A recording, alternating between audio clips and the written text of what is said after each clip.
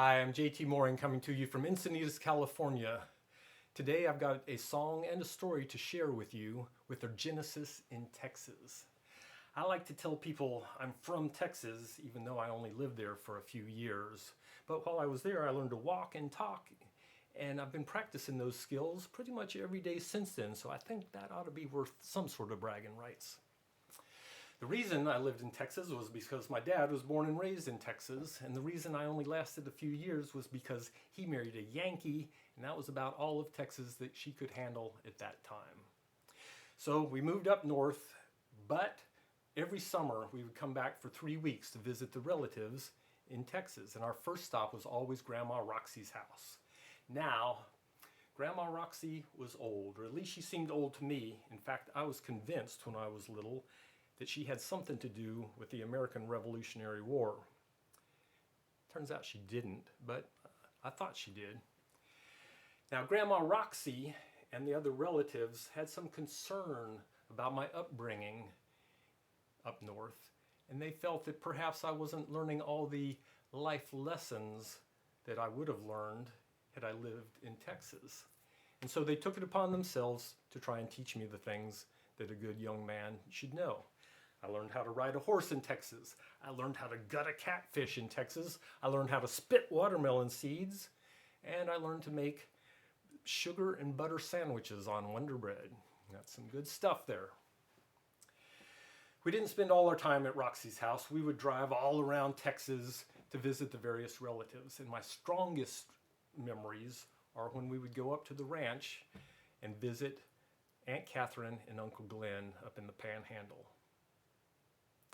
And my education continued there.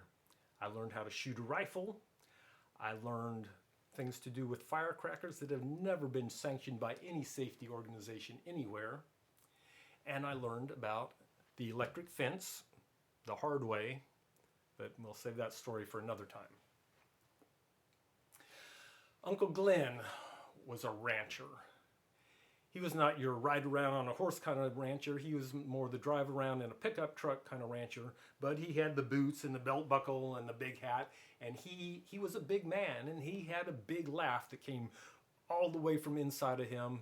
And he was not afraid to use it. And he used it a lot with us kids. He seemed to love to be around the kids. And he seemed to have a special affinity for me, like I was some weird halfling that was bound to do something amusing if you would just keep your eye on him, and if not amusing, at least unexpected, like maybe grab a hold of an electric fence. Well, we made that journey down to Texas for years and years, but time rolled on as it does. I grew up, I became an adult, believe it or not, moved to California, I found my forever girl, and we started raising kids. And by the time I got to take my kids out to Texas to visit the relatives, well, my cousins were adults. They had kids. Grandma Roxy was gone. The aunts and uncles had become old people. And I remember being in a room full of all those people, the kids running around, laughing, playing, the adults standing around eating and talking. And over there was Uncle Glenn. He traded in his boots for gym shoes. He'd had hip surgery. He was sitting on a walker, leaning on a cane, but he was in his element with all these kids around. He was just laughing and grinning. And then I look over here and I see my son also with his eye on Uncle Glenn, like he's trying to figure out who is this guy with the big bald head and the big loud laugh and can't hardly move around. And I realized we were seeing two completely different people. I was seeing Uncle Glenn the rancher just a few more years down the road, a little bit further down that dusty trail. And that stuck with me. And I gathered my memories of Uncle Glenn and of Texas, and I rolled them into a song to try and remind my kids and myself that when you're looking at one of these older people, try and look past those wrinkles, take a second look and try and see them in the context of their big life rather than just seeing the little snapshot of who they are today. So I called this song Good Old Boy because that's what Glenn would call all his friends. He would say things like, oh, I was down at the feed store talking to that good old boy. So I want to share this song with you, but while I'm getting my guitar, let me show you a few family pictures to put you in the mood. I'll be right back. Here's a family photo taken not long before I was born. You see Uncle Glenn on the right, Uncle Marvin right in the middle, my dad off on the left. I'm sure you can pick out Grandma Roxy sitting there in back.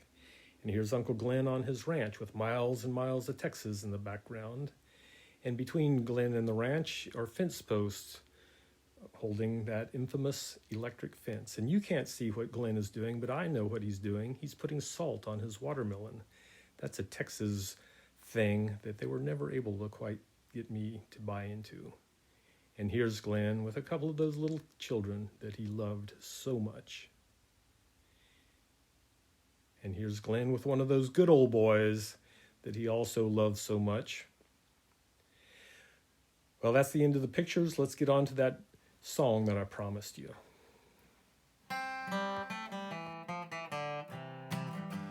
Look at that man whose skin don't fit. You tell him your name, he'll soon forget. He don't get around real well. His old hip been giving him hell. But that old man was a child once too. He played ball just like you do. He got a little scared on the first day of school. That good old boy was alive like you.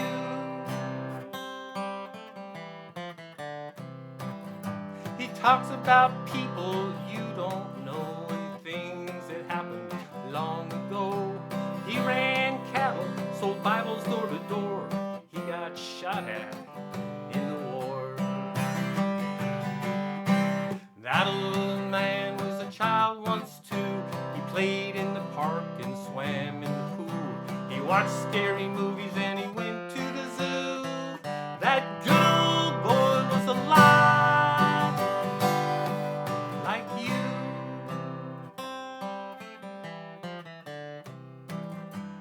Listen to him laughing loud and long. He loves a good story, he loves a good song. He loves to give the children a hug and a kiss, but he scared the baby out of her wits. That old man was a child once too. He played ball just like you do. Got a little scared on the first day of school. That good old boy was alive like you.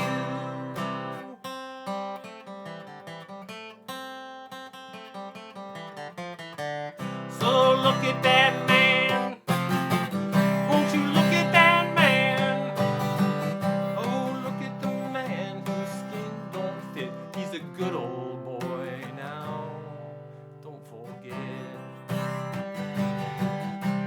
That old man was a child once too. He played in the park and swam in the pool.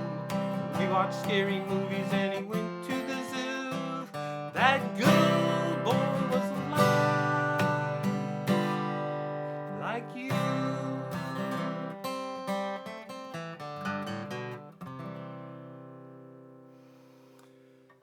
So here we are today. The years have rolled on again, as they do. At this point, we've lost all my uncles and aunts. My cousins and I are now the old generation. And I assure you, this is not through any choice on our part. My kids are grown. My daughter is sending me ultrasound pictures of my first two grandchildren, due in June, twins. And I hope that I or somebody can teach them, when they take a look at that good old boy or good old girl, they can see past the wrinkles, take that second look, and try and see the person that they are, not the person they've become. And I also hope that it's made very clear to them that I was never in the Revolutionary War.